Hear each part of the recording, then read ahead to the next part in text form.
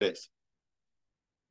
Buenos días, buenas tardes o buenas noches, depende del momento en el que estoy viendo este video. El día de hoy mi compañera Edith Fiorella Loaiza Arroyo y yo, Aaron José Martín Pico Flores, le vamos a hablar acerca de los problemas económicos en el Perú. En concreto, un caso.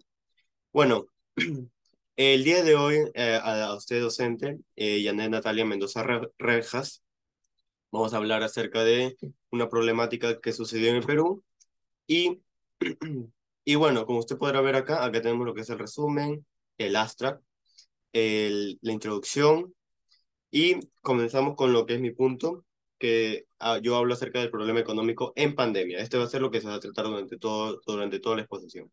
Bueno, comenzamos con lo que es el impacto económico. Uy, acá está, el impacto económico. Los estimados más conservadores hablan de una caída de 1% del PBI, de un 5% del PBI, mientras que los más pesimistas calculan que esta puede ser de entre 15 a 20%. En el tema de salud, el objetivo en el corto plazo es que no se desborde la infraestructura hospitalaria.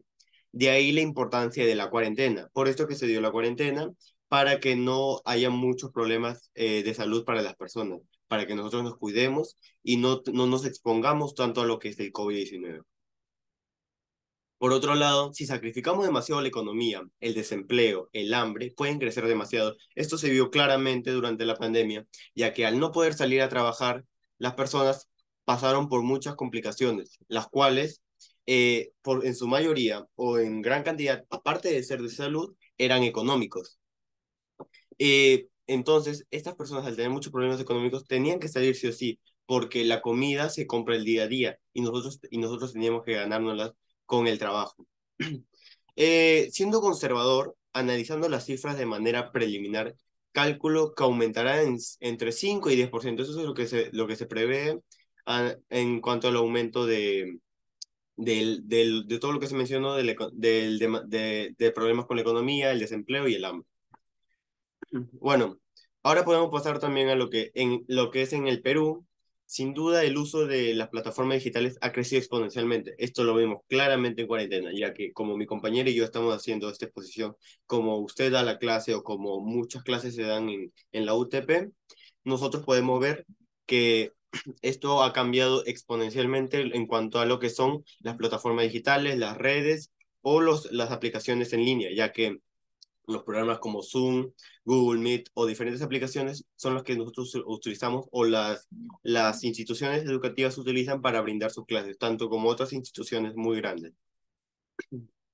Bueno, ahora podemos pasar a lo que es el segundo punto, que, que es lo que se prevé a mediano y largo plazo. Como acá se menciona también lo que es los retos a mediano y largo plazo. Los retos para el país han crecido exponencialmente. Veníamos haciendo las cosas bien en los últimos 30 años, se empezó a ordenar la economía y tuvimos 20 años de crecimiento permanente, muy por encima del promedio en el mundo. En los últimos 5 o 6 años crecimos por debajo de la economía mundial. Si no llegamos a una política de Estado de largo plazo, vamos a regresar a un tren económico pre-años 90. No va a haber una adecuación a atracción de capital. Por otro lado, producto de esta crisis, los estados han adquirido mayor importancia en el manejo de los países. Acá también se menciona lo que es que nuestro país puede ser menos atractivo ante lo que es en cuanto a lo que es la capital o lo que pueden invertir diferentes países o diferentes marcas, producciones o como quieran decirlo, en nosotros, en el Perú, lo que quieren invertir para sacar provecho. Por eso que nuestro país poco a poco está siendo un poco menos atractivo en todos esos aspectos. Esto nos lleva a la pregunta, ¿cuál debe ser el rol del Estado en la economía? Viéndolo en perspectiva, no debería cambiar. Necesitamos un Estado fuerte, protector, que permita que los mercados funcionen y que mantengan el equilibrio. Esto es claro y conciso lo que se menciona, ya que acá nos dicen que no debemos cambiar cómo está hecho el mercado, sino que necesitamos un modelo o un reto grande, el cual nos mejore el modelo, y nos mejore el estado, y con esto mejorar el modelo de salud integrado. No es posible que haya historias clínicas que puedan compartir tanto las clínicas como los hospitales de salud, ya que éstas se ven muy afectados por todo lo que ha pasado en cuarentena. Bueno, y por último, en cuanto a mi aportación, voy a mencionarlo, qué es lo que se debería hacer. Bueno, en cuanto a cuanto a lo que se debería hacer, la reactivación sería paulatina. Según los funcionarios del Estado, la economía está funcionando en un 44% de su capacidad. La primera fase da apertura, va a aumentar esta cifra hasta un 70 u 80%. En las etapas tercera y cuarta se llega a 95% y luego al 100%. Esto es lo que se prevé o esto es lo que se tiene pensado. El cual este proceso, todo esto tardaría en torno a unos 2 años hasta que nos recuperemos nuestro PBI, que es el per cápita. Eh, Primero, aunque es difícil mantener la calma, para tomar mejores decisiones hay un 25% de la población que mantiene su empleo y su ingreso.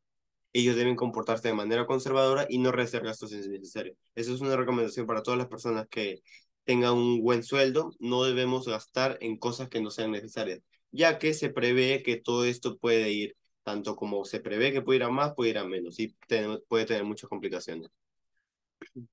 Bueno, esto sería algunos tips. También esto se amplía más dentro de lo que es el Word y dentro de lo que puede haber en la lectura. Ahora le doy paso a mi compañera Edith, que va a continuar con sus puntos.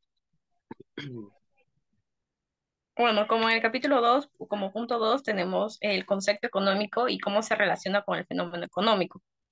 Hemos relacionado esta crisis económica con la escuela keynesiana.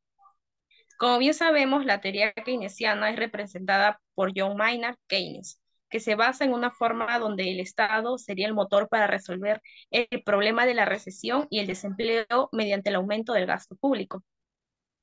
Los impactos que tuvo la pandemia del coronavirus en la economía mundial son catastróficos. Además, vemos un desplome en el comercio mundial, además de una pérdida de más de 100 mil millones de dólares. La definición del PBI. El Producto Interno Bruto es el valor de los bienes y servicios finales producidos durante un periodo de tiempo en un territorio. Solo se refiere a bienes y servicios finales porque sus precios incorporan el valor de los bienes intermedios. Por tanto, incluir los bienes intermedios conllevaría a una doble contabilización. El desempleo es la falta de empleo, o sea, se trata de un desajuste en el mercado laboral, donde la oferta de trabajo es superior a la demanda de trabajo por parte de las empresas. ¿Qué son los ciclos económicos? Los ciclos económicos es que una vez que termina, comienza de nuevo otro ciclo, es como una rueda continua. En el ciclo económico tiene una serie de fases por la que pasa la economía y que suceden en orden hasta llegar a la fase final en la que el ciclo económico comienza de nuevo. Tiene diferentes fases. Tiene la fase de recuperación, expansión, recesión y depresión. También encontramos la oferta y la demanda en tiempos de pandemia. Tenemos también una perspectiva macroeconómica. Ah, también tenemos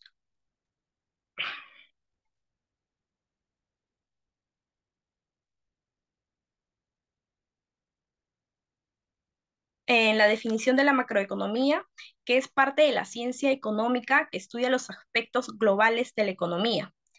Son como los ciclos, el crecimiento de la inflación o el empleo. Es decir, estudia la economía en su conjunto y analiza los diferentes agregados.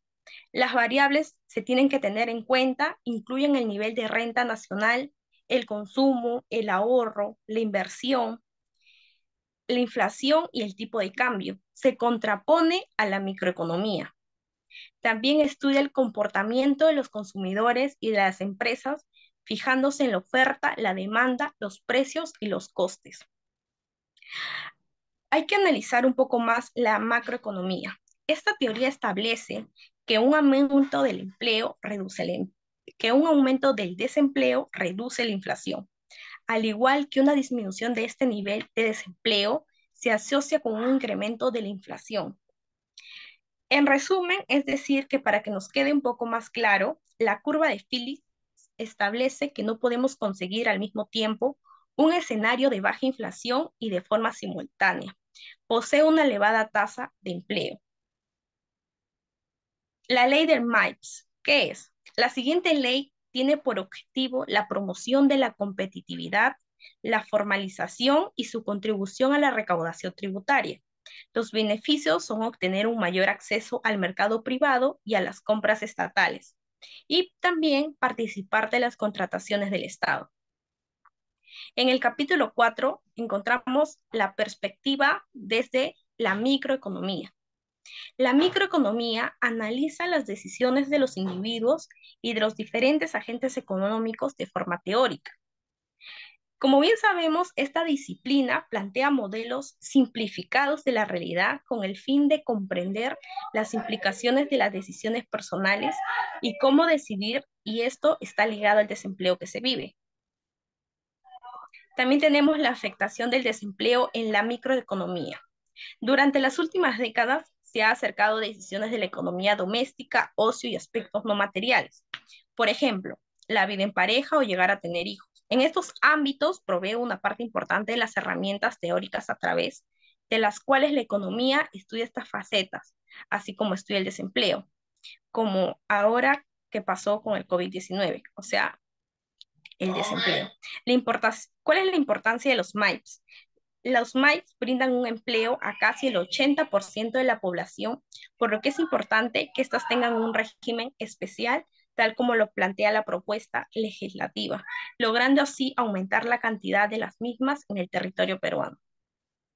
Gracias. Bueno, esto sería todo en cuanto a nuestra exposición. Gracias por habernos escuchado y mi nombre es Aaron Pilco Flores y ahí está Edith Loaiza Arroyo y esto es todo. Gracias.